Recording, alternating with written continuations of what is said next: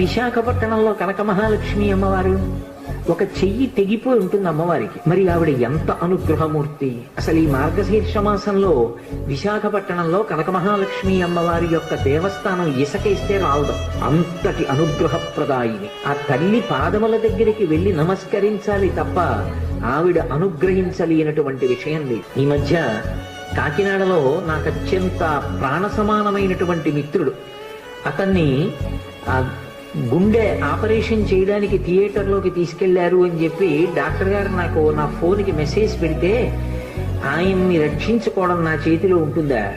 ఆ పరదేవత రక్షించాలి. పసుపు నీళ్లతో కనక మహాలక్ష్మి అమ్మవారికి అభిషేకం చేసే ఆ సమయంలో తిరిగి వచ్చాను, శుభవార్త విన్నాను. ఆ తల్లి గొప్ప అనుగ్రహప్రదాయిని. ఆ తల్లి ఏమివ్వలేదు, ఏదైనా ఇస్తుంది.